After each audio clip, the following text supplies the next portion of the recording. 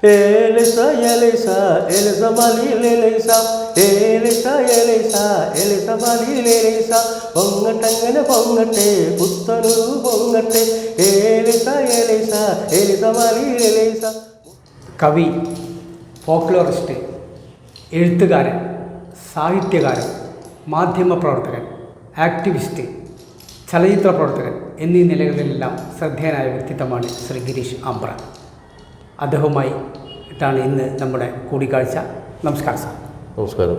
താങ്കൾ വ്യത്യസ്ത മേഖലകളിൽ പ്രവർത്തിക്കുന്ന ഒരു വ്യക്തിത്വമാണ്. എങ്ങനെയാണ് ഈ വ്യത്യസ്ത മേഖലകളെ കൂട്ടിയിണക്കി താങ്കൾ പ്രവർത്തിക്കുന്നത്? കുട്ടിക്കാലത്തെ ഒരുപാട് നാട്ടുപാട്ടുകൾ കേട്ട് വളർന്ന ഒരു സാഹചര്യമായിരുന്നു എൻ്റേത്.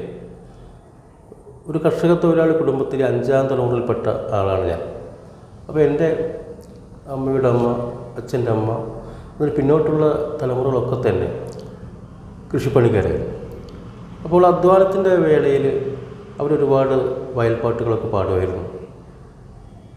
അധ്വാനിച്ച് കഴിഞ്ഞ് ശ്രമിക്കുന്ന വേളകളിലും ഒരുപാട് കുറുമ്പാട്ടുകൾ, നാട്ടുപാട്ടുകളൊക്കെ പാടുമായിരുന്നു. അപ്പോൾ അങ്ങനെ ഞാൻ എന്നെ ഉറക്കിയിരുന്നത് പോലും പലപ്പോഴും ഇത്തരം നാട്യപ്പാട്ടുകൾ, വടക്കൻ പാട്ടുകൾ, മറ്റു നാടൻ പാട്ടുകളൊക്കെ പാടിക്കൊണ്ടാണ്. അപ്പോൾ ആ ഒരു ഈണവും താളവും വളരെ കുട്ടിക്കാലത്ത് എൻ്റെ മനസ്സിലുണ്ട്. വളർന്നു വരുന്നൊരു സാഹചര്യത്തിൽ എൻ്റെ അമ്മാവൻ ഒരു പ്രമുഖ രാഷ്ട്രീയ പാർട്ടിയുടെ പ്രധാന പ്രവർത്തകനായിരുന്നു. അദ്ദേഹം ഇപ്പോഴില്ല. 3 തവണ നിയമസഭയിലേക്ക് മത്സരിച്ചിരുന്നു.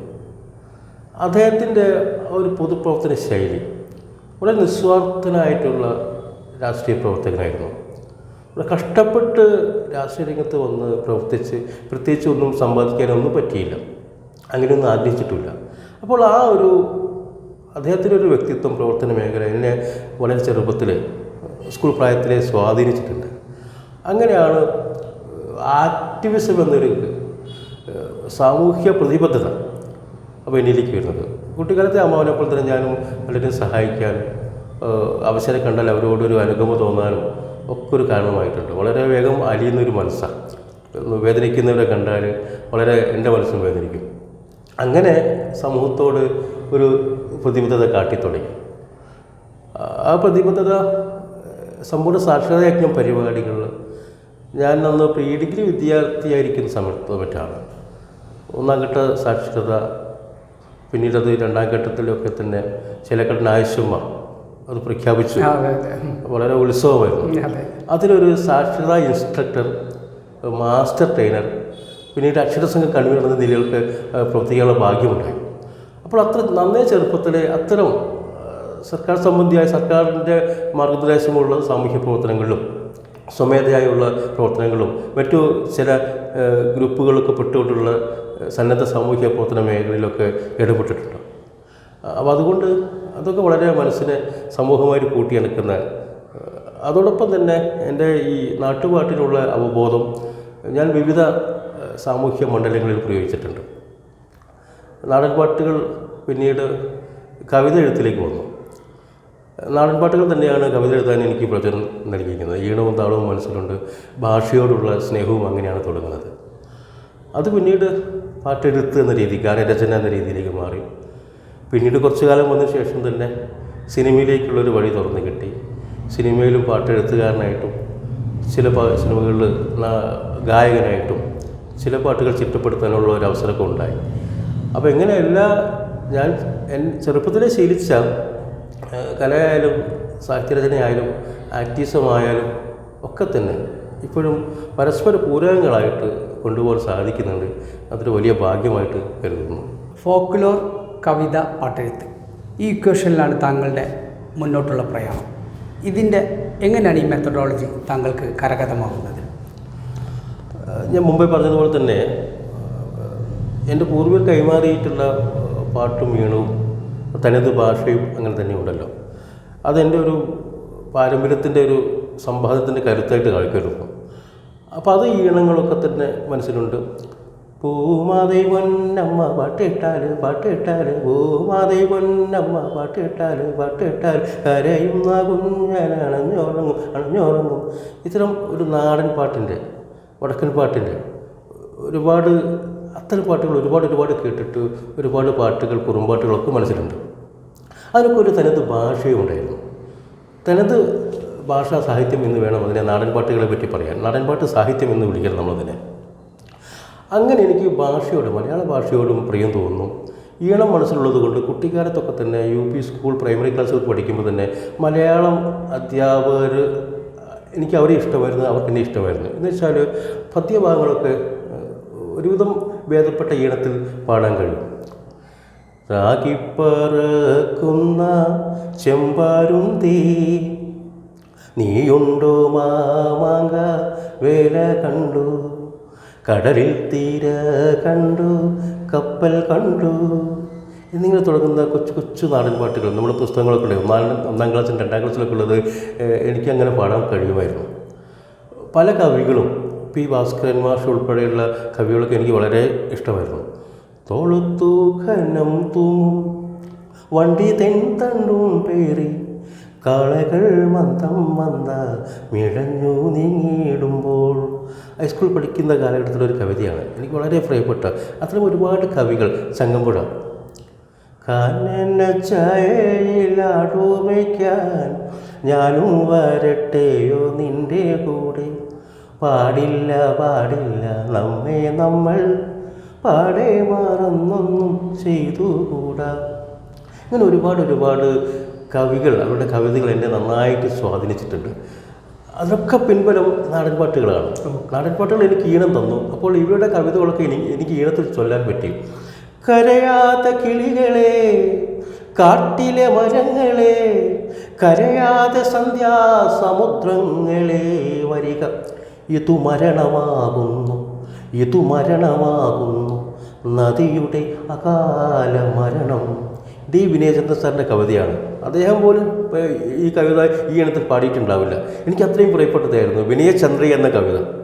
അദ്ദേഹത്തിന് പാടിക്കേൾക്കാൻ എനിക്ക് ഒരു ഭാഗ്യം ഉണ്ടായില്ല. അപ്പം അങ്ങനെ ഒരുപാട് കവികളുടെ കവിതകൾ ഞാൻ സ്വയം ചിട്ടപ്പെടുത്തി ഒരു ആലാപന ശൈലിയിൽ പാടുമായിരുന്നു. അപ്പോൾ അധ്യാപകർക്ക് എന്നെ വളരെ ഇഷ്ടമായിരുന്നു. ഒരുപാട് സാഹിത്യ സമാജം ക്ലബ്ബുകളിലൊക്കെ എന്നെ കൊണ്ട് പാടിപ്പിക്കും, കവിതകൾ പാടിപ്പിക്കും. അങ്ങനെ ഭാഷയോട് ഒരടുപ്പം വന്നല്ലോ സാർ. നാടൻപാട്ടിൻ്റെ ഈണം അങ്ങനെ വേറെയും.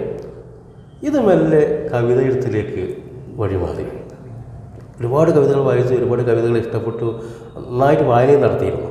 അപ്പോൾ സ്വന്തമായിട്ട് കവിത എഴുതാനുള്ള ഒരു തോന്നലുണ്ടായി. അങ്ങനെ ഹൈസ്കൂൾ 8ാം ക്ലാസ്സിൽ പഠിക്കുമ്പോഴും മറ്റുമാണ് ഞാൻ ആദ്യമായിട്ട് കവിത എഴുതുന്നത്.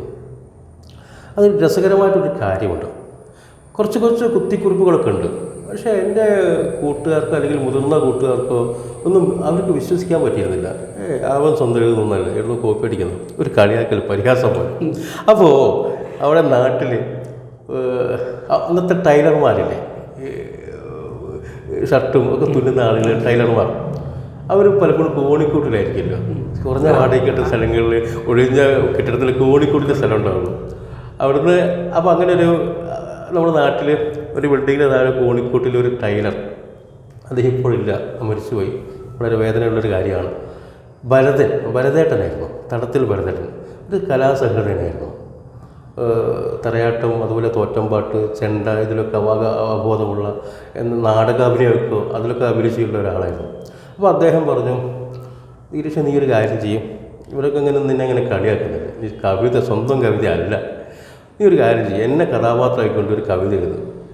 അപ്പോൾ ഞാൻ അതൊരു വെല്ലുവിളി എത്തിയിട്ടുണ്ട്. എനിക്കിഷ്ടപ്പെട്ട അന്നത്തെ ഒരു കവിത ഞാൻ നേരത്തെ ചൊല്ലിയല്ലോ, കാളകൾ, ഭാസ്കരൻ മാഷയുടെ, P. ഭാസ്കരൻ്റെ. അപ്പോൾ അതിൻ്റെ ഈണത്തിൽ ഞാൻ ഇദ്ദേഹത്തെ പറ്റി ഒരു കവിത ഇങ്ങനെ എഴുതി തുടങ്ങി. ഒരുപാട് വരികളുണ്ട്, ഒരുപാടൊക്കെ മറന്നുപോയി. അത് കുറച്ച് വരി മാത്രം, അദ്ദേഹത്തിൻ്റെ സ്പർശ ബന്ധിക്കുന്ന 2 വരി മാത്രമേ ഇപ്പോൾ ഓർമ്മയുള്ളൂ. ഇടുങ്ങും കോണിക്കൂട്ടിൽ കുടുങ്ങും ജീവിതവും നടനം തന്നെ ഇവൻ കൂട്ടരെ ഗ്രഹിക്കുവിൻ. നേരത്തെ ഈണാണ്. തോളത്തു ഘനം തൂങ്ങും. ഇതങ്ങോട്ട് ഇദ്ദേഹം തന്നെ പ്രചരിപ്പിച്ചു, ഇദ്ദേഹത്തിൻ്റെ പാടാൻ തുടങ്ങി.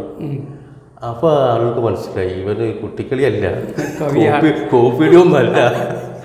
അങ്ങനെയാണ് എനിക്ക് ഈ കവിത എഴുത്ത് വളരെ ആക്റ്റീവാക്കാൻ തോന്നിയത്. ഒരു പ്രോത്സാഹനം കൂടിയാണല്ലോ. അങ്ങനെ തന്നെ കുറച്ചേറെ കവിതകളൊക്കെ എഴുതി. ആദ്യമായിട്ട് കവിത പ്രസിദ്ധീകരിക്കുന്നത് അച്ചടിച്ച് കാണുന്നത് കാഞ്ഞങ്ങാട് നിന്ന് പ്രസിദ്ധീകരിക്കുന്ന ജന്മദേശം എന്നൊരു പത്രമുണ്ട്. ഒരു ചെറിയ പത്രമാണ്. അപ്പോൾ അതിൻ്റെ പ്രചരണത്തിന് വേണ്ടിയിട്ട് ജന്മദേശം എന്നൊരു മാസിക ഉണ്ടായിരുന്നു. പേപ്പർ ടൈപ്പിലാണ്. ആ ഒരു മാസികയിലാണ് ആദ്യത്തെ കവിത അച്ചടി മഷി പുരളുന്നത്. 90 അതോടൊപ്പം തന്നെ 90കളിൽ ഞാൻ ആകാശവാണിയുമായി ബന്ധപ്പെട്ടു. ആകാശവാണിയിൽ യുവാണി പരിപാടികൾ ഒരുപാട് സ്വന്തം കവിതകൾ എഴുതി അവതരിപ്പിച്ചു. നാടൻ പാട്ടുകളും പാടി. അങ്ങനെ പല ചെറിയ പുസ്തകങ്ങളൊക്കെ കവിതകൾ പ്രസിദ്ധീകരിക്കാൻ തുടങ്ങി. ചിലർക്ക് പൈസ തരാൻ തുടങ്ങി. ചന്ദ്രിക ആഴ്ചപ്പതിപ്പ് മറക്കാൻ പറ്റില്ല. അന്ന് നവാസ്ക അവിടെ പത്രാധിപനാണ്. നവാസ് പുല്ലി വളരെ നല്ല മനുഷ്യനാണ്. പത്രമേഖലയിൽ എനിക്ക് വളരെ ഇഷ്ടപ്പെട്ട് നിഷ്കളങ്കനായ ഒരു മാധ്യമപ്രവർത്തകൻ. അദ്ദേഹം എനിക്ക് അവസരം തന്നു. അങ്ങനെ ഞാൻ ചന്ദ്രിക ആഴ്ചപ്പതിപ്പിലും മഹിളാ ചന്ദ്രികയിലും സ്വന്തം കവിത എഴുതാൻ തുടങ്ങി. അന്നൊക്കെ 250-300 രൂപ പ്രതിഫലമായി കിട്ടിയിരുന്നു. അന്നത്തെ പ്രതിഫലം 93-94 കാലഘട്ടങ്ങളിൽ. അതൊക്കെ വളരെ പ്രചോദനമായി. പിന്നീട് 26-ാമത്തെ വയസ്സിലാണ് സിനിമയുമായിട്ട് അതിന് മുമ്പ് ഞാൻ പറഞ്ഞ മാധ്യമപ്രവർത്തനം, ചെറിയ കൊച്ചു മാധ്യമപ്രവർത്തനം, സിനിമയുടെ PR, സീരിയലുകൾ, അതുപോലെ ടെലിഫിലിമിൻ്റെ PR ആയിട്ട് പ്രവർത്തിച്ചിട്ടുണ്ട്. വാർത്താലേഖനം എഴുതുന്നത്. എന്നിട്ട് അന്നത്തെ പത്രങ്ങളിൽ ഇവിടുത്തെ പ്രതിഭം പത്രം, അതുപോലെ സിനിമാ ടുഡേ മാസിക, സിനിമ മംഗളം വാരിക, ഇതിനൊക്കെ കഴിച്ചു കൊടുക്കുമായിരുന്നു. ചിലതിലൊക്കെ പേര് വെച്ച് വരും, ചില പേരില്ലാതെയും വരും. പക്ഷേ വാർത്ത വരാറുണ്ടായിരുന്നു. അപ്പം സിനിമാ സംബന്ധമായിട്ടുള്ള എഴുത്താണ് ഞാൻ ആദ്യം തുടങ്ങിയത്, മാധ്യമ പ്രവർത്തനവുമായി ബന്ധപ്പെട്ടുകൊണ്ട്. പിന്നീട് ഇത് സീരിയസ് ആയിട്ട് ചില പത്രങ്ങളൊക്കെ തന്നെ സബ് എഡിറ്ററായിട്ട്, കൊച്ചു പത്രങ്ങൾ, മന്ത്രിസഭ, അത് 2 കൊല്ലം മാത്രമേ ഓടിയിട്ടുള്ളൂ. അതുപോലെ മലയാള ശബ്ദം, ഇതിലൊക്കെ സബ് എഡിറ്ററായിട്ടുണ്ടായിരുന്നു. ഇന്ത്യൻ ഡയറി, അതുപോലെ ഇന്ത്യൻ പോസ്റ്റർ എന്ന ഒരു ദൈവാരിയുടെ എഡിറ്ററായിട്ടാണ് ഞാൻ അവസാനം പ്രവർത്തിക്കുന്നത്. പിന്നീട് കോളങ്ങൾ മാത്രമേ എഴുതിയിട്ടുള്ളൂ. സാറിൻ്റെ മാസികകൾ ഉൾപ്പെടെ ഞാൻ കോളങ്ങളിൽ എഴുതി, ആർട്ടിക്കിളുകൾ ഇല്ലേ, ഫോക്ലോർ സംബന്ധ ലേഖനങ്ങളൊക്കെ എഴുതിയിട്ടുണ്ട്. മുഴുവൻ സമയ മാധ്യമപ്രവർത്തകനായിട്ട് ഇന്ത്യൻ പോസ്റ്ററോട് കൂടി അതിലേ ഞാനുണ്ടായിരുന്നുള്ളൂ. അന്ന് മറക്കാൻ പറ്റില്ല, നമ്മൾ മരിച്ചുപോയ LB വിനോദേട്ടൻ, അദ്ദേഹത്തിൻ്റെ കഥയൊക്കെ ഞാൻ പ്രസിദ്ധീകരിച്ചിട്ടുണ്ട്. അതുപോലെ PK ഗോപിയേട്ടൻ്റെ കവിത ഇന്ത്യൻ പോസ്റ്റർ മാസികയിൽ നന്നായിട്ട് ഇലസ്ട്രേഷനോട് ഞാൻ വരുത്തിയിട്ടുണ്ട്. അപ്പോൾ മാധ്യമപ്രവർത്തനം അങ്ങനെ. പിന്നീട് പാട്ടെഴുത്ത് ലളിതാനങ്ങൾ അന്നേ ഉണ്ട്. 90 മുതലുണ്ട്. ആകാശവാണിയിൽ ഒരുപാട് ലളിതാനങ്ങൾ എഴുതി, യുവാണി പരിപാടികൾ സ്വന്തം കവിതകൾ എഴുതി. 25 വയസ്സ് കഴിഞ്ഞപ്പോൾ തന്നെ അതിൻ്റെ സീനിയർ മേഖലയുണ്ട്, സാഹിത്യ മണ്ഡപം. കൂടുതൽ പൈസയും കിട്ടും, മുതിർന്ന കവികൾ കൂട്ടത്തില്ല. അങ്ങനെ എഴുതാൻ തുടങ്ങി. അങ്ങനെ 26 വയസ്സുള്ള മറ്റോ ആണ് ഒരു സിനിമ ഫോം ചെയ്യുന്നത്. സിനിമ ഷൂട്ടിംഗ് നടന്നില്ല, പക്ഷേ എൻ്റെ പാട്ട് എഴുത്തും സംഗീതമൊക്കെ കഴിഞ്ഞു. അതിലൊരു ഭാഗ്യം എന്ന് വെച്ചാൽ, മുമ്പേ നമ്മളെ വളരെ പ്രസിദ്ധമായിട്ടുള്ള പരത്തുള്ളി രവീന്ദ്രൻ, ദേവി ക്ഷേത്ര നടയിൽ ദീപാരാധന വേളയിൽ, പല്ലവി എന്ന സിനിമയിൽ, ഒറ്റ സിനിമയിൽ അയാൾ പാട്ട് എഴുതിയിട്ടുള്ളൂ. യേശുദാസിൻ്റെ ഏറ്റവും മികച്ച പാട്ടുകൾ എടുത്താൽ അതിലൊന്ന് ഇതായിരിക്കും. അപ്പോൾ അദ്ദേഹത്തോടൊപ്പം വീണ്ടും എഴുതാനുള്ളൊരു അവസരം. അദ്ദേഹം വീണ്ടും ഒരു റീഎൻട്രി നടത്തുന്നു. അദ്ദേഹം 2 പാട്ട്, ഞാൻ 3 പാട്ട്. അങ്ങനെ പാട്ടുകളൊക്കെ എഴുതി കോഴിക്കോട് രാജശ്രീ സ്റ്റുഡിയോയിലാണത് റെക്കോർഡ് ചെയ്യുന്നത്. ഇന്നത്തെ പിന്നണി ഗായകരായ സിന്ധു, രോഷിനി മേനോനും എടപ്പാൾ വിശ്വനാഥും ആ സിനിമയിലെ പാട്ടുകൾക്ക് വേണ്ടി ട്രാക്ക് പാടി. ഓരോ പാട്ട് അവർ പാടുകയും ചെയ്യും. യേശുദാസും ചിത്രമൊക്കെ പാടണം, അവർക്ക് വേണ്ടി ഒരു ട്രാക്ക് പാടുകയും ചെയ്യുന്നു. എല്ലാം കഴിഞ്ഞു. വർക്ക് തുടങ്ങാനായപ്പോൾ ഡയറക്ടറും പ്രൊഡ്യൂസറും തമ്മിൽ ഒരു കശപിശ. അങ്ങനെ നിന്നു അവിടെ. പിന്നെ ഞാൻ സിനിമയിലേക്ക് വല്ലാതെ പിറകെ നടക്കാൻ പോയിട്ടില്ല. കാരണം ഫോക്ലോർ മേഖലയിലും മറ്റു കാര്യങ്ങളൊക്കെ കുറച്ച് ഇച്ചിരി തിരക്കുകൾ വന്നപ്പോൾ ജീവിതമാർഗം കൂടിയാണല്ലോ. അപ്പോൾ പിന്നെ ഞാൻ പിറകെ പോയിട്ട് അങ്ങനെ ഒരു സമയം കിട്ടിയില്ല. 2018 സുരേഷ് അച്ചൂസ് എന്ന സംവിധായകനും പ്രൊഡ്യൂസറും, അയാളൊരു ഫിലിം സ്റ്റുഡിയോ ഡയറക്ടറും കൂടിയായിരുന്നു ആ സമയത്ത്. അപ്പോൾ അവരൊരു സിനിമ എടുക്കുന്നു. നമ്മൾ പഴയ രാജൻ കേസില്ലേ, RECയിലെ, അപ്പോൾ ഇത് വിവാദമായിട്ടുള്ളൊരു ഇഷ്യൂ ആണല്ലോ അത്. അപ്പോൾ രാജൻ കേസിൻ്റെ 2ാമത്തെ എൻക്വയറി, പോലീസുകാർക്കെതിരെ പോലീസുകാർ നടത്തുന്ന അന്വേഷണം എന്നായിരുന്നു ആ ടൈറ്റിൽ, സിനിമ ടൈറ്റിൽ. അപ്പോൾ അതിൻ്റെ ഒരു പ്രമേയമാക്കിയൊരു സിനിമ വരുന്നു, കാറ്റ് വിതച്ചവർ. പ്രൊഫസർ സതീഷ് പോൾ, ഡോക്ടർ സതീഷ് പോളാണ് രചനയും സംവിധാനവും. അദ്ദേഹം നല്ലൊരു ഫിലിം മേക്കറാണ് കേട്ടോ. അപ്പോൾ അതിൽ സിനിമ തുടങ്ങുന്നത്, സിനിമയുടെ തുടക്കം നക്സൽ വർഗീസിൻ്റെ കാലഘട്ടം കാണിക്കണം. നക്സലേറ്റുകളുടെ ജീവിതമാണല്ലോ രാജൻ കേസായിട്ടൊക്കെ വഴിത്തിരിഞ്ഞ് വന്നത്. അപ്പോൾ അജിതേച്ചിയുടെ ഒരു കഥാപാത്രമുണ്ട്. അപ്പോൾ നക്സൽ വർഗീസിൻ്റെ സമര തുടക്കവും അയാളുടെ ജീവിതം അവസാനിക്കുന്നതും 1967 തുടങ്ങിയിട്ട് 1970 മരിക്കുന്നു. അപ്പോൾ ആ ഒരു കാലഘട്ടം ഒരു പാട്ടിലൂടെ കടന്നു പോകണം. അപ്പോൾ അത് എന്നെ നിയോഗിച്ചു. കവിത എഴുതുന്നത് അച്ചൂസിനെ അറിയാം. അതുപോലെ നാടൻ പാട്ടിൽ വയനാട്ടിൽ നടന്നൊരു കഥയായതുകൊണ്ട് അതിന് ചില വയനാടിൻ്റെ സംഗീതം കൂടി വരണമെന്നുള്ള രീതിയിൽ എന്നോട് എഴുതാനും കുറച്ച് ഫോക്ക് സിമ്പിൾസ് അതിൽ ചേർത്താനും പറഞ്ഞു. പ്രമോദ് ചെറുവത്താണ് സംഗീതം. എന്നാലും എനിക്ക് ഫോക്ക് സംഗീതം ചേർത്താനുള്ള പെർമിഷൻ എനിക്ക് തന്നിരുന്നു.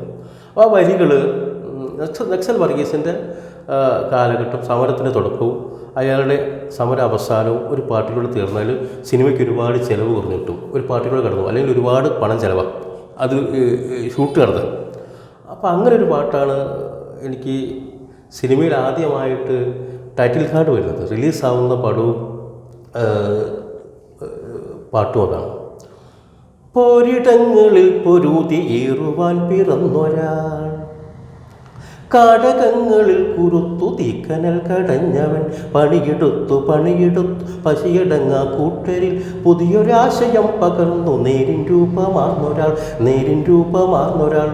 വർഗീസിൻ്റെ പേര് എവിടെയും പറയുന്നില്ല പാട്ടിൽ. ഈ നേരിൻ രൂപമാർന്നൊരാൾ, പണിയെടുത്തു വിശപ്പടങ്ങാത്ത കൂട്ടരിൽ പുതിയൊരാശയം പകർന്നു നേരിൻ രൂപമാർന്ന നക്സൽ വർഗീസ്. എന്നിട്ട് അദ്ദേഹത്തിൻ്റെ അവസാനം പോലീസുകാർ വെടിവെച്ച് കൊല്ലുന്നത് വരെയുള്ള ചിത്രീകരണം ഈ പാട്ടിലൂടെ അങ്ങനെ പോകുന്നു. അപ്പോൾ സിനിമയിലെ ആദ്യത്തെ പാട്ടെഴുത്തിലെ എൻട്രി റിലീസായ പടം അതാണ്. പിന്നീട് ഇങ്ങോട്ട് 5-6 പടങ്ങൾക്ക് വേണ്ടി സഹകരിച്ചിട്ടുണ്ട്. എഴുത്തും ഒരു പടത്തിൽ പാട്ട് പാടുന്നുമുണ്ട്. റിലീസാവാനിരിക്കുന്നു.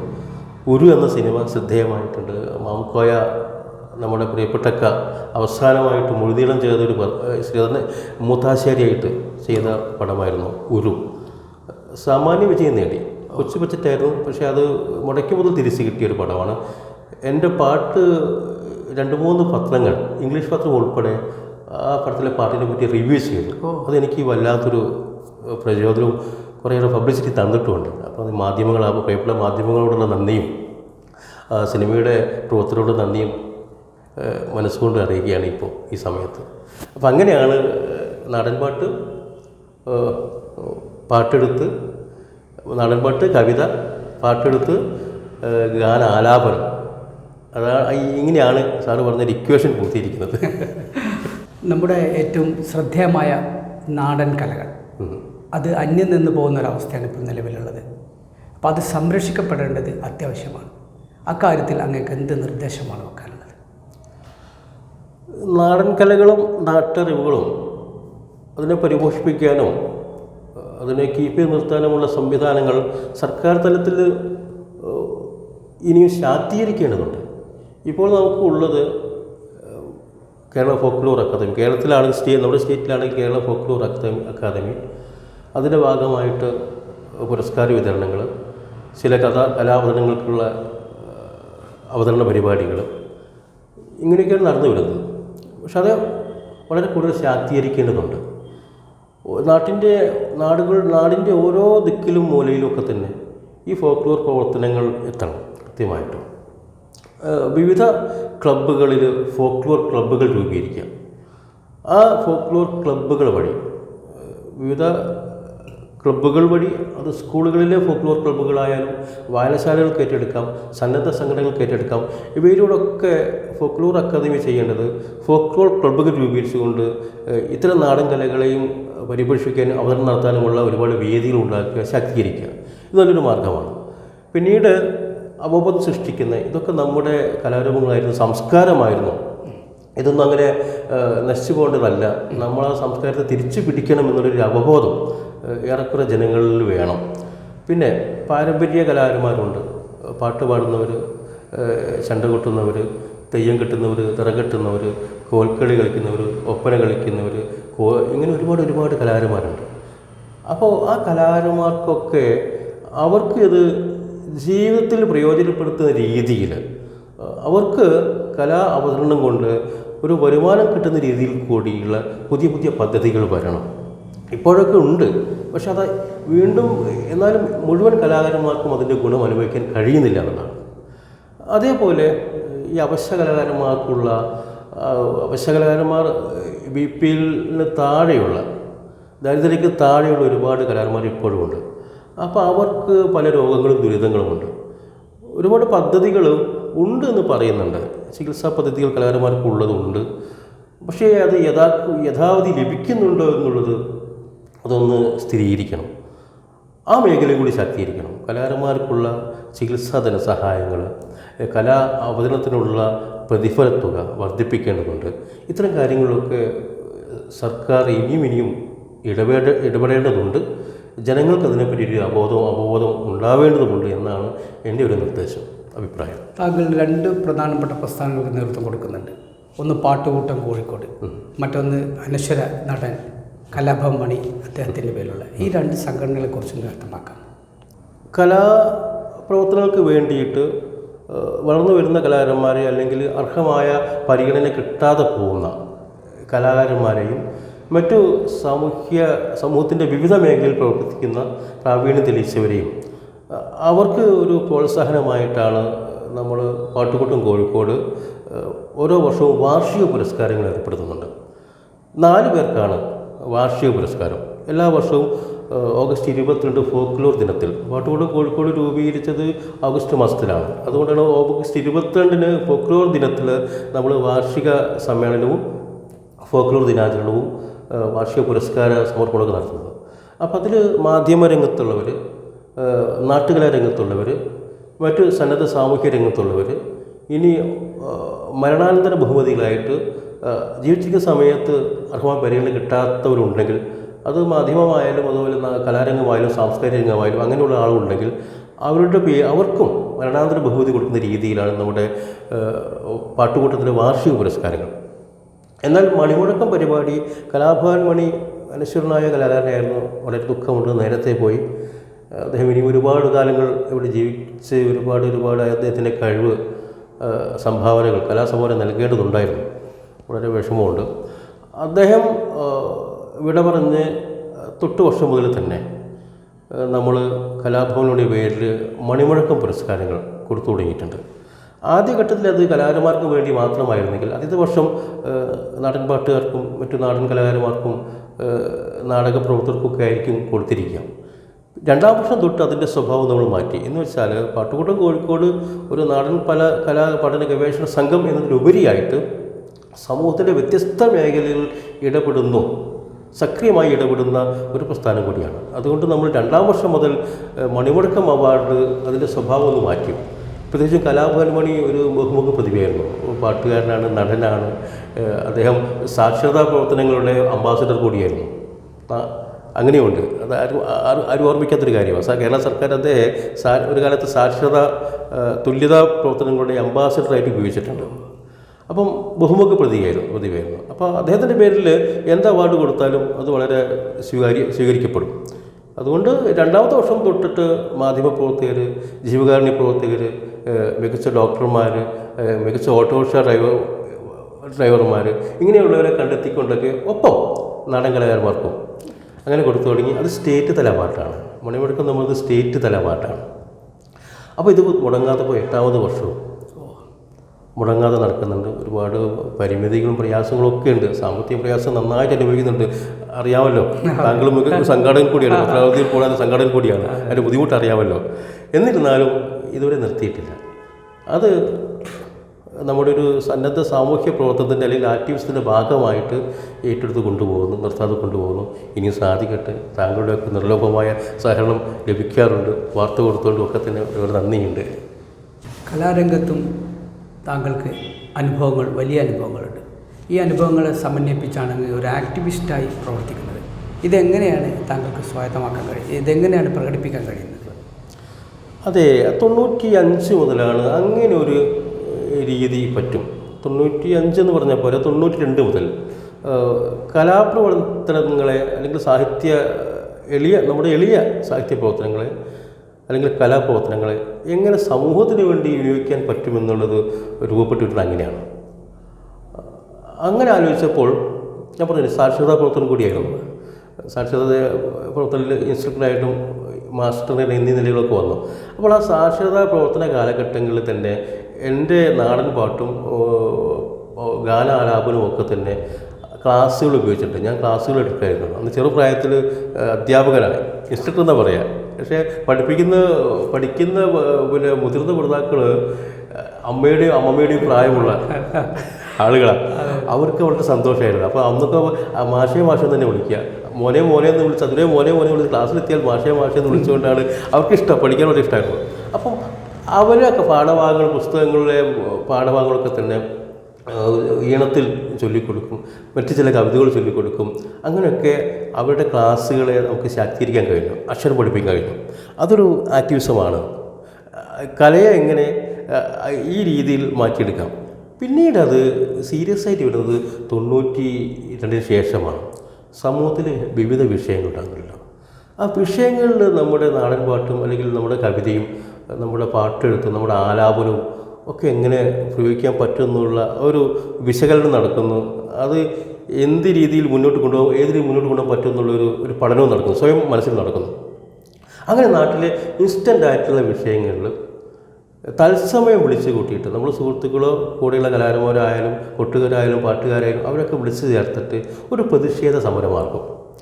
ഇന്ന കാര്യങ്ങൾ നടക്കുന്നതിന് ആളൊന്ന് വിളിച്ച് കൂട്ടിയിട്ട് ഇൻസ്റ്റൻ്റായിട്ട് കൊട്ടിയും പാടിയും സമരം. പ്രകോപനമൊന്നുമില്ല, അക്രമവുമില്ല, നമ്മൾ സർഗാത്മകമായിട്ട് ഒരു സമരം നടത്തുന്നു.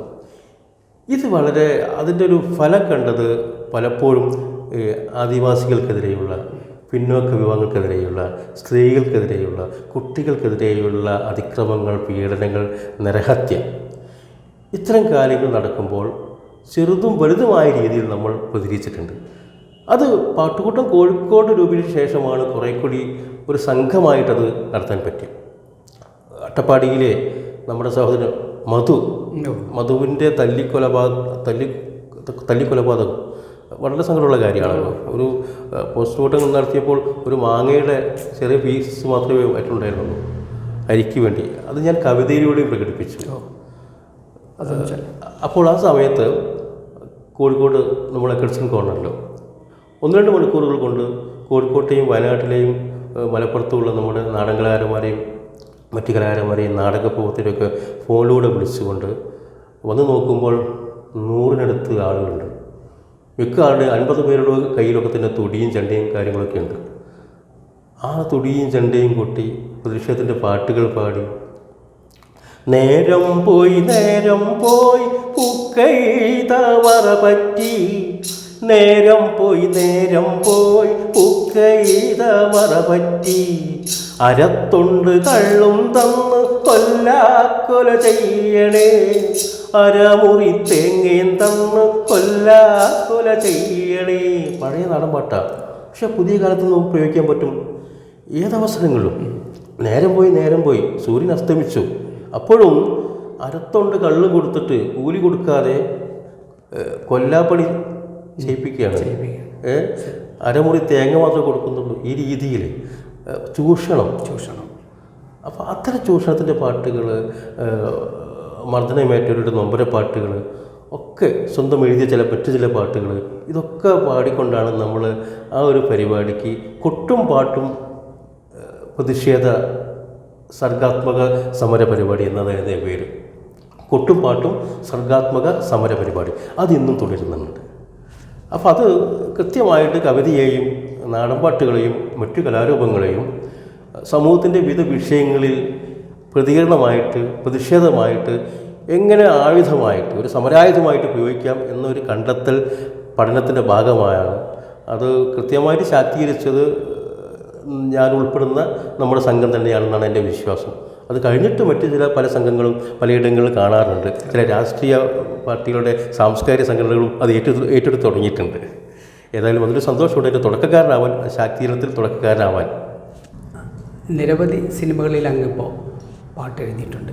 ഒരു സിനിമയിൽ അങ്ങ് ഒരു പാട്ട് പാടിയിട്ടുണ്ട്, ആലപിച്ചിട്ടുണ്ട്, ശരിയല്ലേ? അതെ. എന്താണ് അങ്ങയുടെ ഈ രംഗത്തെ അടുത്ത സ്വപ്നം? എനിക്ക് കിട്ടിയ ഈ മുൻ അനുഭവങ്ങൾ തന്നെയാണ് ഞാൻ സിനിമയിലും കവിതയിലും ഒക്കെ പ്രയോഗിക്കുന്നത് പറഞ്ഞല്ലോ.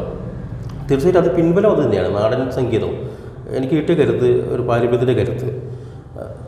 ഉരു എന്ന സിനിമയിലാണ് ഞാൻ ആദ്യമായിട്ട് പാടി അഭിനയിക്കുന്നത്. അതിൻ്റെ പ്രൊമോഷൻ ഷൂട്ടിൽ ഞാൻ അഭിനയിച്ചിട്ടുണ്ട്.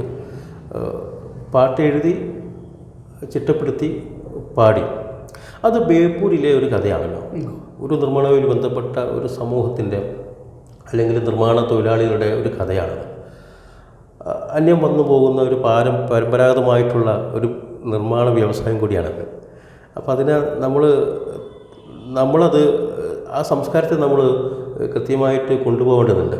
അപ്പം അതുകൊണ്ട് എന്നോട് ഡയറക്ടർ പറഞ്ഞു, ഉരു ഇറക്കുന്ന സമയത്ത് ഉരുവിൻ്റെ ഒരു പാട്ട് വേണം. ഉരുപ്പാട്ടായിട്ട് മലയാള സിനിമയിൽ ഇന്ന് വരെ അങ്ങനെ ഉരു എന്ന കഥാപാത്രം സിനിമയിൽ വന്നിട്ടില്ല. ഉരുവിനെ പറ്റി പാട്ട് വന്നിട്ടില്ല, സിനിമയിൽ വന്നിട്ടില്ല.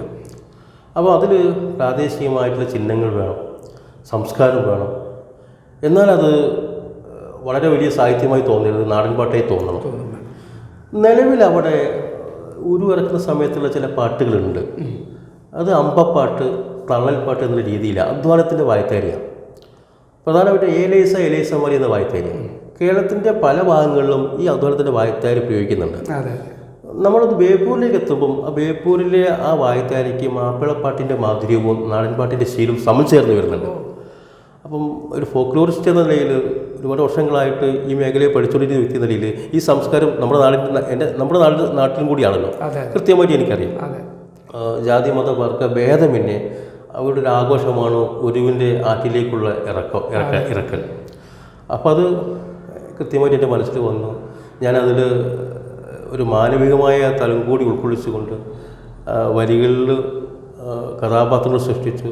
വാക്കുകൾ, പ്രാദേശികമായ വാക്കുകൾ തന്നെ ഉപയോഗിച്ചു. അതാണ് ഇപ്പോൾ നമ്മൾ നേരത്തെ കേട്ട പാട്ടിൻ്റെ അതിങ്ങനെ വരുന്നത് ഒന്ന് വിശദീകരിക്കുകയാണ്. അതിൻ്റെ ഭാഷാപരമായിട്ടുള്ള പ്രാദേശിക ഭാഷാപരമായിട്ടുള്ള സംസ്കാരമായിട്ടുള്ള ബന്ധം കാണിക്കാൻ വേണ്ടിയാണ്. ആദ്യം തുടങ്ങുന്നത് തനത് വായ്ത്താരിയില്ല. പിന്നെ അത് ചിട്ടപ്പെടുത്തലാണ് ഞാൻ ഗാനാത്മകമാക്കിയത്. ഇതാണ് കറക്റ്റ് വായ്ത്താരി. അവിടെ പാടുന്നത് അതാണ്. മത്തിയും പൂളയും വെച്ചുപാട്ടാണ്. വായി തോന്നുന്നത് എന്താണോ അത് കലാസിമാരും പ്രാദേശിക ആളുകളും പാടും. അങ്ങനെയാണ് ഇതിന് ആവേശത്തോടെ കടലിലേക്ക് കിടക്കുന്നത്. അത് ഞാനതിന് ഇങ്ങനെ ആക്കി മാറ്റി. ആ പരമ്പരാഗത വായ്ത്താരിയുടെ ആദ്യം തുടക്കം അങ്ങനെ തന്നെ.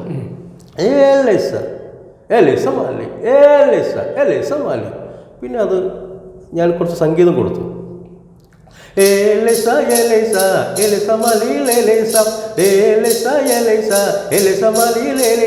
പൊങ്ങട്ടങ്ങനെ പൊങ്ങട്ടെ പുത്തനൊരു പൊങ്ങട്ടെ, പൊങ്ങട്ടങ്ങനെ പൊങ്ങട്ടെ പുത്തനൊരു പൊങ്ങട്ടെ, മുത്താശാരി ഉന്തിക്കോ കയ്യാശാരി കൈവക്ക്, മുത്താശാരി ഉന്തിക്കോ കയ്യാശാരി കൈവക്ക്. ഒരു സിനിമയിലെ മൂത്താശാരി ആയിട്ടാണ് ഇക്ക അഭിനയിക്കുന്നത്, മാമുക്കോയ അഭിനയിക്കുന്നത്. അപ്പോൾ കയ്യാശാരികൾ ഉണ്ടാവുമല്ലോ. ഈ മൂത്താശാരിയും കയ്യാശാരിയും നാട്ടുപദ മിക്കവാറും കോഴിക്കോട് മാത്രമേ പ്രയോഗിക്കുന്നുള്ളൂ കയ്യാശാരി എന്ന പദം, പ്രത്യേകിച്ച് ഇത്തരം ഭാഗങ്ങളിൽ. അപ്പോൾ ആ ചിഹ്നം അതൊരു പ്രാദേശിക ചിഹ്നമാണ്. പിന്നെ കല്ലായിക്കോയ കൈവക്ക് നല്ലളം പക്കറും കൈവക്ക്, കല്ലായിക്കോയ കൈവക്ക് നല്ലളം പക്കറും കൈവക്ക്. അവിടെ ഒരു സാഹോദര്യം വന്നു. അതൊരു മാനവികതയുടെ അടയാളമാണ്. എന്നിലെ ആക്ടിവിസമാണ് അങ്ങനെ പ്രവർത്തിച്ചത്. എന്നുവെച്ചാൽ ഞാൻ എല്ലാ കാര്യങ്ങളും പലയിടത്തും പ്രയോഗിക്കുന്നുണ്ടെന്നുള്ളത് ഞാൻ പറഞ്ഞല്ലോ. ആക്ടിവിസം ആയാലും പാട്ടെഴുത്തായാലും കവിതയായാലും ആലാപനമായാലും ചില ഇടങ്ങളിലൊക്കെ വേണ്ടിടത്ത് കൃത്യമായി പ്രയോഗിക്കും. പിന്നെ നീങ്ങട്ടങ്ങനെ നീങ്ങട്ടെ ഉരുവും കപ്പൽ നീങ്ങട്ടെ, ഉരുവും കപ്പലെന്ന് വിളിക്കും. ഇപ്പോൾ പുതിയ ആൾക്കറിയില്ല. ആ ഭാഷയിൽ ഉരുവിനെ ഉരുവും കപ്പലെന്ന് വിളിച്ചിരുന്നു. അതൊരു കണ്ടെത്തലാണ്. ഈ പാട്ട് വന്നപ്പോഴാണ്, പാട്ടിലെ ഇത് വന്നപ്പോഴാണ് അങ്ങനെ വിളിച്ചിരുന്നു ചില ആളുകൾ മനസ്സിലാക്കുന്നത്. അപ്പം നമ്മളൊരു നിരീക്ഷണത്തിൻ്റെ ഭാഗമാണത്. നീങ്ങട്ടങ്ങനെ നീങ്ങട്ടെ ഉരുവും കപ്പൽ നീങ്ങട്ടെ, നീലക്കടൽ തിരകൾ കീറി നീന്തിക്കേറി പായട്ടെ, നീലക്കടൽ തിരകൾ കീറി നീന്തിക്കേറി പായട്ടെ. നീലക്കടൽ തിരകൾ കീറുന്നത് നമ്മളുള്ളൂ, വെള്ളം കീറാന്നൊക്കെ നമ്മൾ കേട്ടുള്ളൂ. ഈ കടലിൽ തിരകളെ കീറിക്കൊണ്ട് മുന്നോട്ട് പോട്ടെ, നീന്തി കയറി പായട്ടെ. ഉരുവിൻ്റെ ഒപ്പം പാടട്ടെ ഇങ്ങനെ ബേപ്പൂരിൻ്റെ കേമത്തം, ഉരുവിൻ്റെ ഒപ്പം പാടട്ടെ ബേപ്പൂരിൻ്റെ കേമത്തം അങ്ങനെ പാറിക്കളിക്കട്ടെ. കാറ്റിരമ്പം കടലിരമ്പം കൊമ്പൻ സ്രാവിൻ്റെ വമ്പത്തം, കാറ്റിരമ്പം കടലിരമ്പം കൊമ്പൻ സ്രാവിൻ്റെ വമ്പത്തം. അത് നമ്മളിവിടെ പ്രയോഗിക്കുന്ന കാറ്റിരമ്പം കടലിരമ്പം കൊമ്പൻ സ്രാവുണ്ട്, അതിൻ്റെ വമ്പത്തം, ഇതൊക്കെ നാട്ടുപ്രയോഗങ്ങളാണ്. കാറ്റും കീറി കടലും കീറി ഉരുവും കപ്പൽ പായട്ടെ, കാറ്റും കീറി കടലും കീറി ഉരുവും കപ്പൽ പായട്ടെ, കാറ്റ് കീറിയിട്ട് കടലും കീറിയിട്ട് ഉരുവും കപ്പൽ പായട്ടെ. അപ്പം അങ്ങനെ അതിന് നമ്മൾ കടൽ കടന്ന് അപ്പുറത്തേക്ക് എത്തിക്കുകയാണ് ഈ പാട്ടിലൂടെ ഉരുവിന്.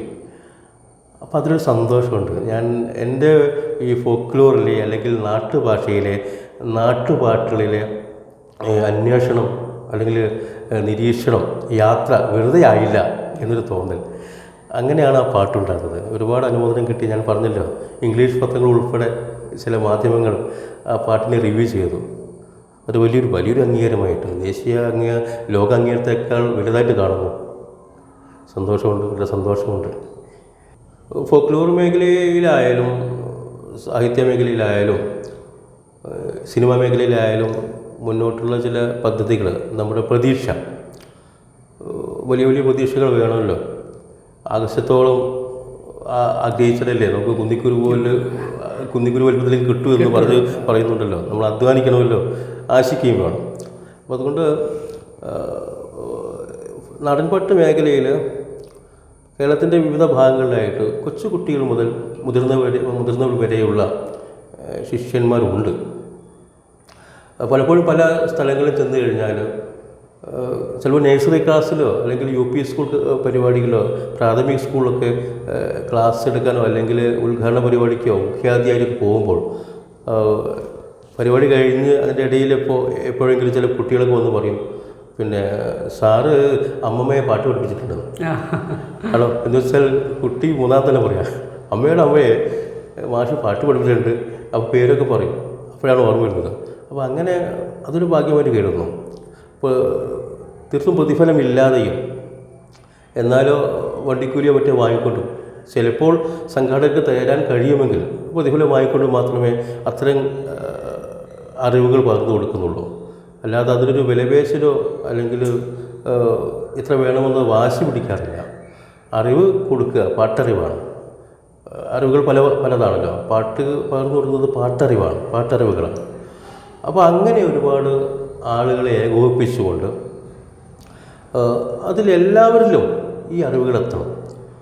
ഒരു സമൂഹത്തിൻ്റെ മാത്രമായിട്ട് ഒതുങ്ങി നിൽക്കാൻ പാടില്ല കലകളൊന്നും. അത് പരന്നൊഴുകണം. ജാതി മത വർഗ ഭേദമന്യേ ദേശഭേദമന്യേ ഈ കല അല്ലെങ്കിൽ സാംസ്കാരികമായിട്ടുള്ള ഈ ഉറവുകൾ പരന്നൊഴുകിയാൽ മാത്രമേ നമ്മുടെ മനസ്സിലെ സമൂഹത്തിലെ കാലുഷ്യമില്ലാതാവുകയുള്ളൂ. മനസ്സിൽ നന്മ വിളയണം, പ്രതീക്ഷകൾ ഉണ്ടാകണമെങ്കിൽ, സമൂഹത്തെ അറിയണമെങ്കിൽ, നമ്മൾ പരസ്പരം അറിയണമെങ്കിൽ നമ്മുടെ ഉള്ളിൽ തീർച്ചയായിട്ടും ഒരു കലാബോധമോ അല്ലെങ്കിൽ സാംസ്കാരികമായിട്ടുള്ള ഉറവുകളോ പൊട്ടി ഒഴുകുക തന്നെ വേണം. അപ്പോൾ അങ്ങനെയുള്ളൊരു മാറ്റം ആഗ്രഹിക്കുന്നുണ്ട്. അപ്പോൾ ജില്ലാതലത്തിൽ തന്നെയോ അല്ലെങ്കിൽ കേരള തലത്തിൽ തന്നെയോ അത്തരം ആളുകളെ ഒന്ന് ഏകോപിപ്പിച്ചുകൊണ്ട് അവർക്ക് ഇത്തരം അറിവുകൾ പകർന്നു കൊടുക്കുന്ന ശില്പശാലകൾ, ഒരു ദിവസം മുതലോ ഒരു മാസം വരെയുള്ള ശില്പശാലകൾ, പ്രത്യേക ക്യാമ്പുകൾ, അവതരണ പരിപാടികൾ, സെമിനാറുകൾ, ഇതൊക്കെ സംഘടിപ്പിക്കാനുള്ള വേദി ഉണ്ടാവണം. ഒരു സ്ഥാപനമായിട്ട്, ഇൻ കേസ് പാട്ടുകൂടം തന്നെ ആയിക്കോട്ടെ, പാട്ടുകൂട്ടം കോഴിക്കോടിൻ്റെ ആഭിമുഖ്യത്തിൽ ഇങ്ങനെ സംഭവിക്കുകയാണെങ്കിൽ വളരെ സന്തോഷമുണ്ട്. ഒരു സ്ഥാപനമായിട്ട് വന്നു കഴിഞ്ഞാൽ നമുക്ക് ഒരുപാട് കാര്യങ്ങൾ നിർവഹിക്കാൻ പറ്റും. അപ്പം അങ്ങനെ എല്ലാവരിലും ഇത്തരം നാട്ടറിവുകൾ, പാട്ടറിവുകൾ, പാരമ്പര്യ കലകളെ പറ്റിയുള്ള അറിവുകൾ പകർന്നു കൊടുക്കുക എന്നുള്ളത് ഒരു ലക്ഷ്യമാണ്. അതിനൊരു സ്ഥാപനം വേണം. അതിനു വേണ്ടിയിട്ട് സമൂഹത്തിൻ്റെ സഹായ സഹകരണങ്ങൾ, സർക്കാരിൻ്റെ ഭാഗത്തുള്ള സഹായ സഹകരണങ്ങൾ ഉണ്ടാവണമെന്ന് അഭ്യർത്ഥിക്കുകയാണ്. അതോടൊപ്പം അതുതന്നെ സാമൂഹ്യ മേഖലയിലേക്കും നമുക്ക് കൊണ്ടുപോകാം. നേരത്തെ പറഞ്ഞതുപോലെ തന്നെ ഇതൊക്കെ ആയുധങ്ങളാണ്, നമ്മുടെ കയ്യിലുള്ള ആയുധ ടൂൾസുകളാണല്ലോ. വിവിധ വിഷയങ്ങൾ നടക്കുമ്പോൾ ഇത് നമുക്ക് ആയുധമായിട്ട് ഉപയോഗിക്കാനും പറ്റണം. അപ്പോൾ കലയും സാഹിത്യവും അതിൻ്റെ വഴിക്ക് മാത്രം കൊണ്ടുപോകുകയല്ല, സമൂഹത്തിന് വേണ്ടി ഉപയോഗിക്കാനും കൂടി പറ്റുന്ന രീതിയിൽ ആണ് എൻ്റെ ഒരു വിഭാവന. സിനിമയെ സംബന്ധിച്ചാണെങ്കിൽ പലപ്പോഴും വരുമാനം ഒരു വിഷയം തന്നെയാണല്ലോ. പാട്ട് എഴുതിയാൽ നമുക്കതിനൊരു പരിമിതിയുണ്ട്. ഇപ്പോഴത്തെ അവസ്ഥ നോക്കുമ്പോൾ നമുക്ക് സമൂഹത്തിൽ ചിലവുകൾ കൂടി വരിക, കുടുംബത്തിൽ ചിലവുകൾ കൂടി വരുന്നു, ലോണുകളുണ്ടാവും, മറ്റു ബാധ്യതകളൊക്കെ ഉണ്ടാവും. ഇതൊക്കെ തീർക്കണമെങ്കിൽ നമുക്ക് ഒരു ചെറിയ വരുമാനം പോരാ എന്നൊരു അവസ്ഥയാണിപ്പോൾ. അപ്പോൾ സിനിമ സംബന്ധിച്ച് എനിക്ക് ഇപ്പോൾ പാട്ടെഴുത്താണ്. ഞാൻ പാട്ടെഴുത്തുനിന്ന് കുറച്ചുകൂടി ഒന്ന് ഉയരാൻ ശ്രമിക്കുന്നുണ്ട്. മറ്റു മേഖലകൾ, ഇത് സ്ക്രിപ്റ്റ് ആയാലും ഡയറക്ഷൻ ആയാലും ആ മേഖലയിലേക്ക് പ്രതീക്ഷയുണ്ട്. സംഭവിക്കട്ടെ എന്ന് ആശിക്കുന്നു.